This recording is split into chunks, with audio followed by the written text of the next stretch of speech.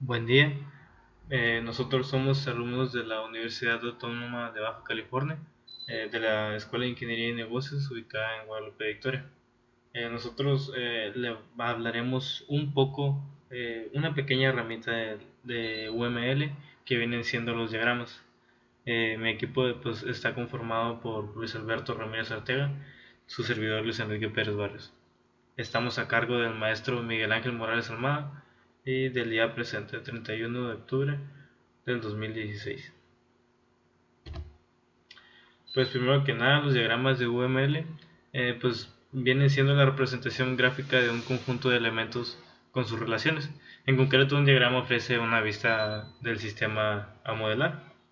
Para poder representar correctamente un sistema, UML ofrece una amplia variedad de diagramas para visualizar el sistema desde varias perspectivas, como lo vienen siendo los siguientes, que es el diagrama de casos de uso, de objetos, de secuencias, de clases, de estados, actividades, componentes y de implementación.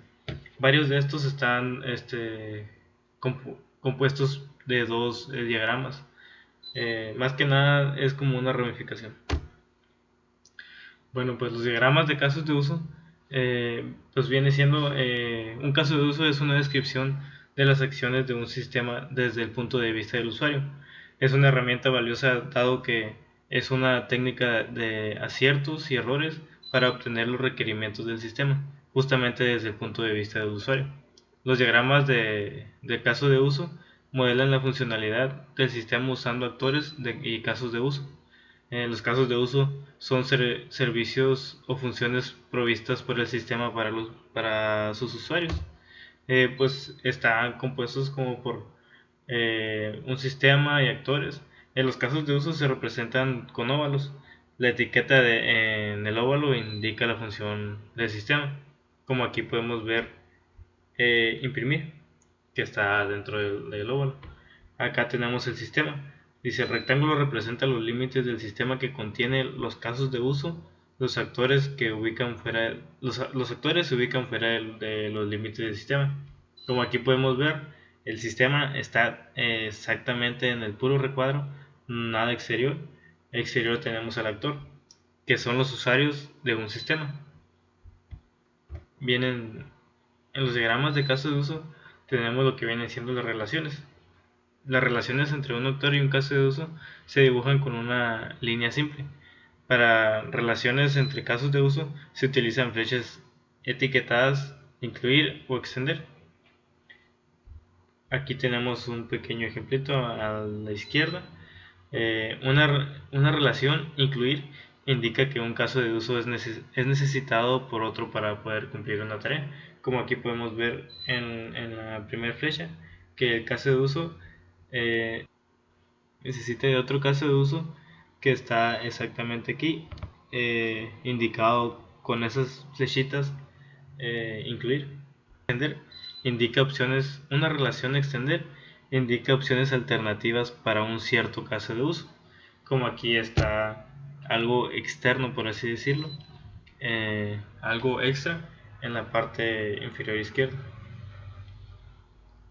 Aquí tenemos a nuestra derecha los estados que vienen siendo el estado inicial y el estado final, que se representan con un pequeño círculo relleno o un pequeño círculo relleno con otro círculo por encima. Bueno, continuamos con diagrama de clases.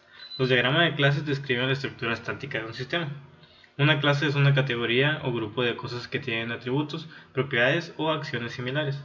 Un ejemplo puede ser una clase aviones, que tiene atributos como modelo de avión, cantidad de motores y la velocidad de un crucero, y la capacidad útil de carga. Entre otras acciones de la misma clase de aviones se encuentran lo que es acelerar, elevarse, girar, descender, desacelerar, que vienen siendo acciones. Un rectángulo es el símbolo que representa a la clase y se divide en tres áreas. Un diagrama de clases está formado por varios rectángulos de este tipo conectados por líneas que representan las asociaciones o maneras en que las clases se relacionan entre sí.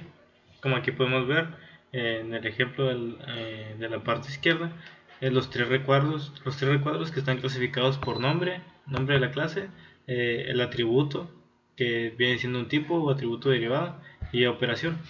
Aquí en la parte derecha tenemos lo que es ya un ejemplo más claro, que viene siendo el nombre de la clase aviones, el atributo, que es modelo de avión, cantidad de motores, velocidad de crucero, carga útil, y en la parte de operaciones, que es acelerar, elevarse, girar, descender y desacelerar. Algo muy claro, ¿no? Bueno, el diagrama de objetos. Los diagramas de objetos están vinculados con los diagramas de clases, pues un objeto viene siendo la instancia de una clase, por lo que un diagrama de objetos puede ser visto como una instancia de un diagrama de clases.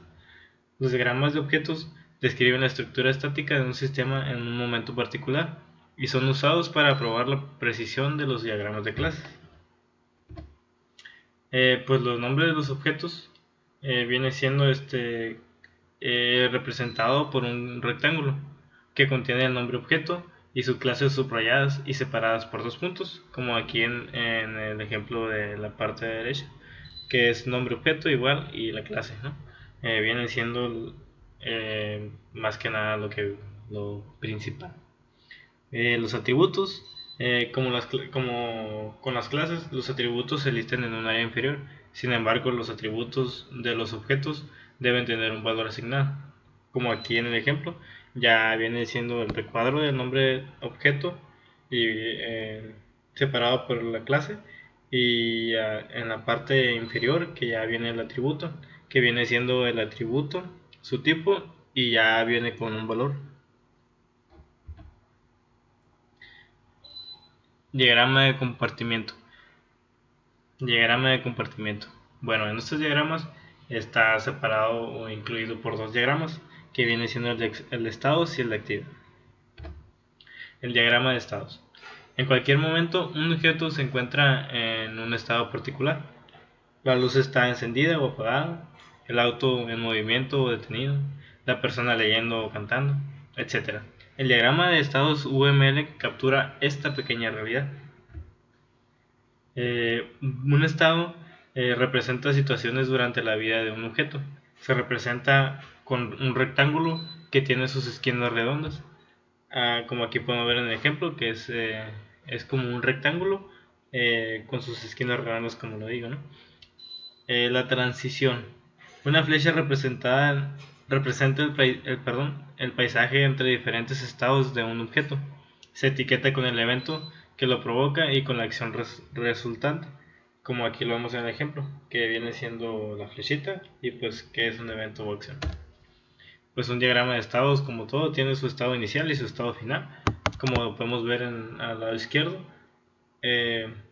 un circulito relleno y la flechita de inicio, y la flechita y un circulito con un círculo dentro del relleno, que viene siendo el estado final.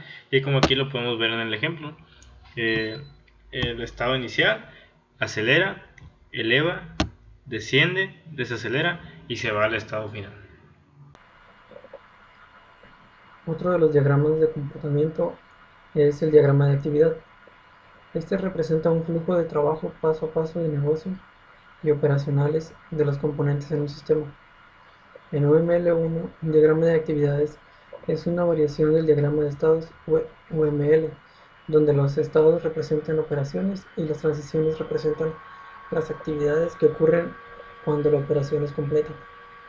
En la actualidad, el diagrama de actividades en UML2 es similar al aspecto del diagrama en UML1, solo que ahora la semántica está basada en lo que se conoce como redes de Petri. Aquí tenemos un ejemplo de un diagrama de actividades. En este diagrama, el inicio está representado mediante un círculo negro. También tenemos lo que son las actividades. Estas actividades son las acciones que realiza el sistema y son representadas por un óvalo. Después también tenemos las transiciones. Las transiciones están representadas mediante una flecha que indica el sentido en el que se realizan las acciones o actividades. Y por último está el final, que es también representado por un círculo negro, pero que a su vez está encerrado dentro de otro círculo. Después tenemos los diagramas de interacción. Estos diagramas se dividen en dos, que viene siendo el diagrama de secuencia y el diagrama de colaboración. Un diagrama de secuencia muestra una interacción ordenada según la secuencia temporal de los eventos y el intercambio de mensajes. Los diagramas de secuencia ponen especial énfasis en el orden y el momento en el que se envían los mensajes a los objetos. Después tenemos el diagrama de colaboración. Se puede decir que es una forma alternativa al diagrama de secuencias a la hora de mostrar un escenario. Este tipo de diagrama muestra las interacciones que ocurren entre los objetos que participan en una situación determinada. A diferencia del diagrama de secuencia, el diagrama de colaboración se enfoca en la relación entre los objetos y su topología de comunicación.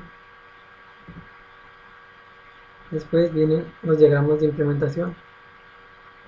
En esta sección incluyó el diagrama de componentes y el diagrama de despliegue. El diagrama de componentes, lo que distingue a este diagrama de otro tipo de diagramas es sin duda su contenido. Normalmente contiene componentes, interfaces y relaciones entre ellos.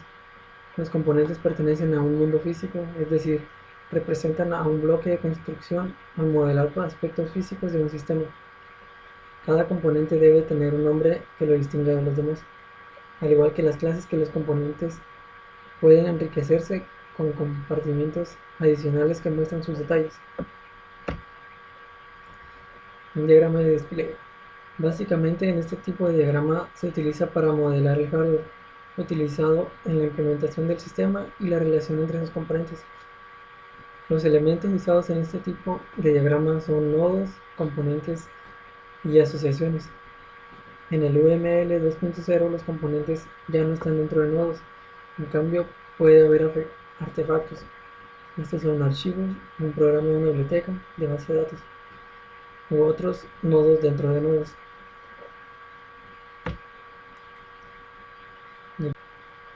Aquí tenemos un ejemplo de un diagrama de despliegue. Como podemos ver, tenemos a un usuario y su estación de trabajo, que en este caso sería un teclado y un monitor que contiene un navegador web.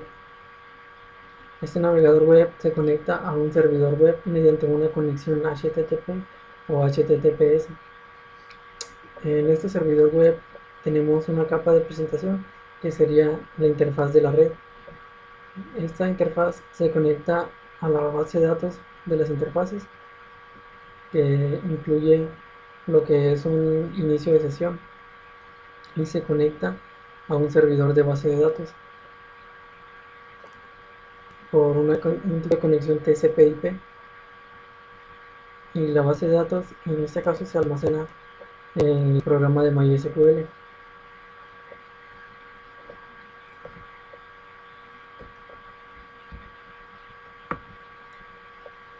Por nuestra parte sería todo. Estas son las referencias que utilizamos para la elaboración de este trabajo.